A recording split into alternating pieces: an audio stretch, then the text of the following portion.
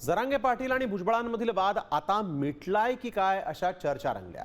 त्याला कारणही अगदी तसंच आहे. मोर्चा आमच्या विरोधात नाही तर सरकार विरोधात आहे अशी मवाळ भूमिका भुजबळांनी घेतली. त्यावरच प्रतिक्रिया देताना जरांगेंनी खोचक टोला हाणलाय. भुजबळांना आता समजलंय मराठ्यांच्या नादी लागून काहीही होणार नाही असं जरांगे पाटील म्हणाले.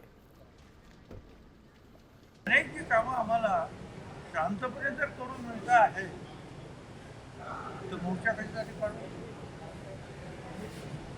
हे आता जे आहे जरांगेचं जे आहे हा लढा आमच्या विरुद्ध नाही आहे. हा लढा शासनाच्या विरुद्ध आहे की आमचे जे आहेत त्यांचे जे काही जात पडताळणी रद्द का होते त्याला शासन उत्तर देत आहे.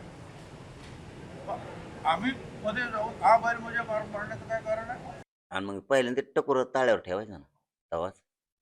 पण बरं झालं म्हातारपणाला व्हायना भुजबळ साहेब बदललं. बरं झालं. म्हातारपणाला त्याला वाटलं असं नाही आली लय बेकार खेळ असतो ह्यो. मराठ्याच्या नोंदी सापड्यात म्हणल्यावर आता द्यावा लागणार आहेत आता. निवडून यायच्या आधी मित्र म्हणला त्यो मीडियात. आणि सगळी ती क्लिप त्यांनी त्याच्या मतदारसंघात येवल्यात पाटील. मित्र आहे म्हणे जरांगे पाटील.